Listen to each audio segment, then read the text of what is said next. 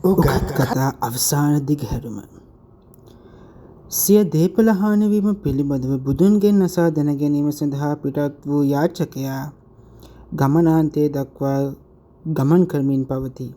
මුලින් හම්බු සිටුමැදුරෙන් රාත්‍රියේ ගත කළ අතර පහුවදා මහා වනයක් මැදින් යාමට සිදුවේ.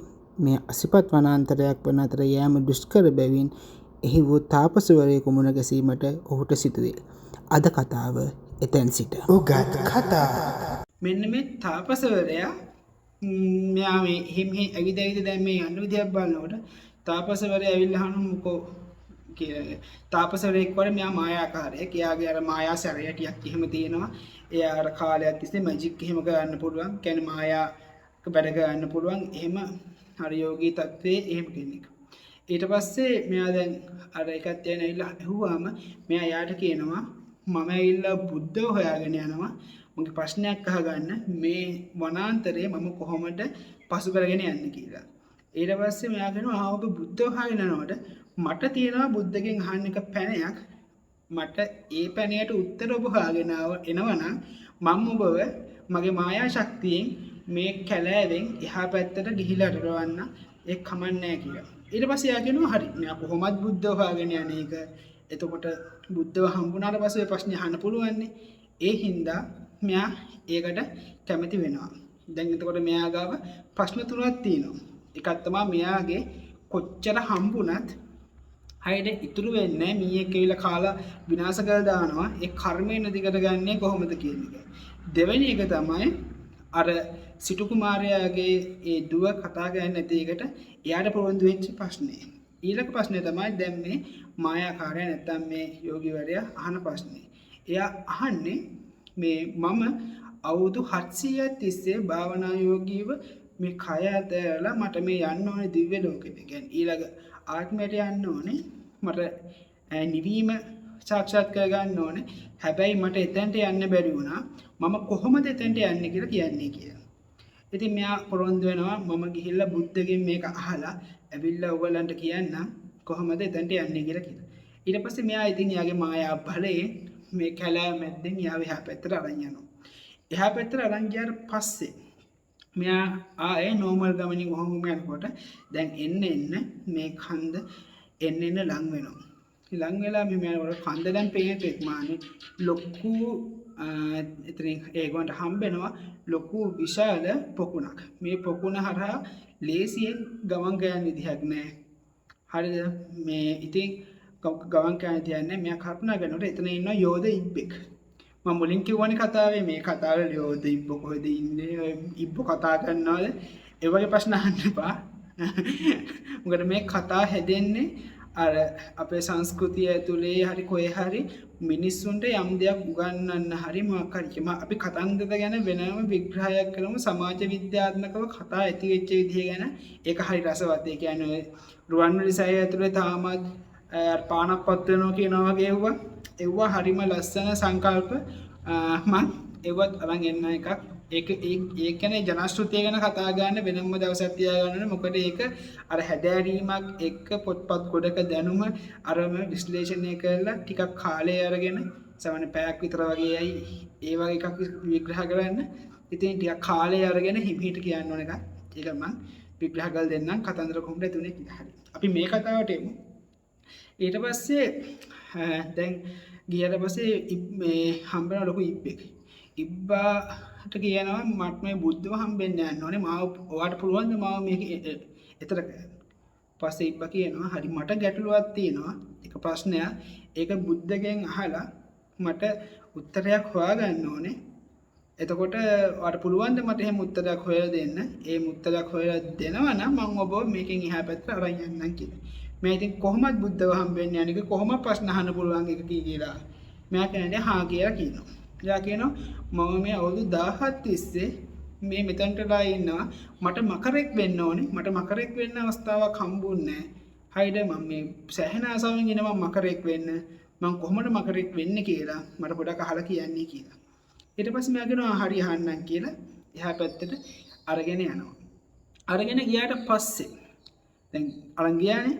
ගියාට පස්සේ මෙයා කන්නට හිමිහිට දැන් කඳුරට නැගලා බුද්ධ හම්බෙන්න යනකොට බුද්ධ කොට ලොකු ශ්‍රාවක පිරිසක් ඉන්නවා. එයාගේ දේවල් අහන්න ඒ කට්ටියත් එක්ක කතා කරගෙන එහෙම ඉන්නකොට මම ගහුවාම ඔබ ඇයි ආවේ කියලා කියනවා. මට ප්‍රශ්න වගේක් තියෙනවා. මට ඒකට උත්තර දෙන්න ගන්න යාවි කියලා. ඒ වෙලාවේ බුද්ධ කියනවා හරි ඔබට මම ප්‍රශ්න 3ක් සඳහා උත්තර දෙන්නම්. ඔබට අවස්ථාව දුන්න ප්‍රශ්න 3ක් අහන්න. ප්‍රශ්න 3 සඳහා උත්තර දෙන්න කියලා. දැන් මාර ගැටලුව. මෙයා ගාව ප්‍රශ්න කීයක් තියෙනවද? මෙයා මුලින්ම පටන් ගත්තේ එයාගේ ප්‍රශ්නේ. එයාගේ ප්‍රශ්නේ මොකද්ද? මේ කොච්චර හම්බ කළත් මී ඇවිල්ලා කනවා එයාගේ වස්තු ඉතුරු වෙන්නේ නැහැ. ඒ කර්මය නැති කරගන්නේ කොහොමද? දෙවෙනි ප්‍රශ්නේ සිටුවරයාගේ ප්‍රශ්නේ. හරිද? දූකුමරිය කතා කරන්නේ ඒක කතා කරවන්නේ කොහොමද? තුන්වෙනි ප්‍රශ්නේ මායාකාරයාට එයාට බ්‍රහ්ම ලෝකෙට හරි දේවත්වයට හරි පත් වෙන්න ඕනේ. ඒකට පත් වෙන්න බැරුව එයා ඉන්නවා අවුරුදු 700ක් තිස්සේ. ඊට පස්සේ මෙයා බලනවා අන්තිම එක්කෙනා අවුරුදු 1000ක් තිස්සේ මේ අර මකරෙක් වෙන්න බැරුව ඉන්න මේ ඉබ්බා. දැන් ප්‍රශ්න 4යි. බුද්ධ කියනවා ප්‍රශ්න 3ක් අහන්න. ප්‍රශ්න 3කට උත්තර දෙන්නම් කියලා. මෙයා මුලින් බලනවා ඉතින් මට නම් ඉතින් කොහොමද එකක් හරි ඉතුරු වෙනවනේ. ඒ හින්දා කමන්නේ. මගේ ප්‍රශ්නේ නැතුව අනිත් තුන් දෙනාගේ ප්‍රශ්නෙට උත්තර හොයා ගන්නවා. මොකද මම කොච්චර හම්බ ගත්තත් අදුම හාල් සේරුවක් හරි මට ඉතුරු වෙනවා. බලන්න අර දූකුමරිය උපන්දා ඉඳන් මේ වෙනකන් කතා කරන්නේ. උපන් ඒ දූකුමරියටත් මෙයාගෙන් විතර වගේ වයස. මෙයා කල්පනා කරනවා මගේ වයස විතර බාන කතා කරලාම නැහැ. ඒ අම්මලා තාත්තලා කොච්චර දුකෙන් ඇද්ද? එහෙනම් දූකුමරියගේ ප්‍රශ්නේ අහනවා. ඊට පස්සේ බුද්ධ කියනවා දූකුමරියට පොඩි අපලයක් වගේ එකක් තියෙනවා. එයා ආදරය කරන එයාට ආදරයක් ඇති වෙනවා. ඒ ආදරේ ඇති වෙන කෙනාව එයා කසාද බදිනවා. ඒ ආදරේ ඇති වෙන කෙනා එයාට හම්බෙන දවසට දූකුමරිය කතා කරන්න පටන් ගන්න එක කියනවා. දෙවෙනි ප්‍රශ්නේ අහනවා කොහොමද අරයාට බ්‍රහ්ම වෙන්න හරි දේවත්වයට හරි පත් වෙන්නේ කියලා. එයා කියනවා ඔබ කියන්නේ මායාකාර ගතේ තිබ්බා නේද? මායා අර කරන හරි අෂ්ටයක් වගේ එකක්. සැරයටිය. අන්නේ සැරයටියට අතාරින්න කියන්නේ. ඒ සැරයටිය අතාරින්න කිව්වොත් හරිද? සැරයටිය අතරපු දවසට එයාට මේ අනිවාර්යයෙන්ම මේ පුළුවන් කියලා මේකටපත් වෙන්න. ඊට පස්සේ ඉබ්බගේ ප්‍රශ්නය කියනවා ඉබ්බ දරාගෙන ඉන්න ලොකු කට්ටක්. ඔන්න ඒ කට්ට නිසායි එයාට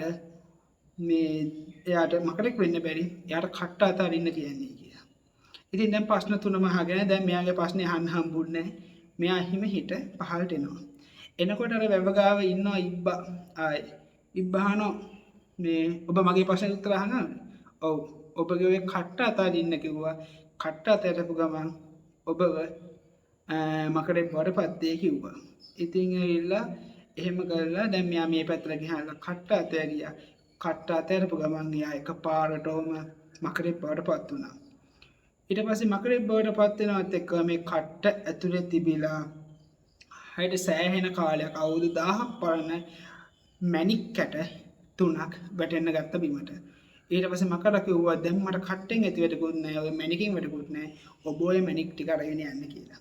මෙයා මේ මැණික් කැට 3ක් අරගෙන එයාගේ ගමන පිටත් වුණා. එනකොට අර කැපෙන අර අසිපත් වනාන්තරයේ ගාව ඉන්නවා අරයා මේ මායා යෂ්ටියක් තියාගෙන. ඔබ මගේ ප්‍රශ්නෙට පිළිතුරු හොයාගෙන ආවද? ඔව් හොයාගෙන ආවා. ඔබගේ ඔය යෂ්ටිය අතාරින්න කිව්වා. ඔබගේ යෂ්ටිය අතෑරියොත් ඔබට දේවත්වයටපත් වෙන්න පුළුවන් කිව්වා. ඊට පස්සේ මෙයා යෂ්ටිය අතෑරියා. යෂ්ටිය අතෑරියා මෙයා දේවත්වයටපත් වුණා. ඊට පස්සේ එයා කිව්වා මට දැන් ඔය යෂ්ටියෙන් වැඩක් නැහැ. ඔය යෂ්ටිය අරගෙන ඔයා මේ කැලේ පහුගන යන්න කියලා. යෂ්ටියත් හම්බුණා මායා යෂ්ටිය. ඉතින් ඒකේ බලෙන් දැන් කැලේ දෙබෑ කරගෙන ගියා.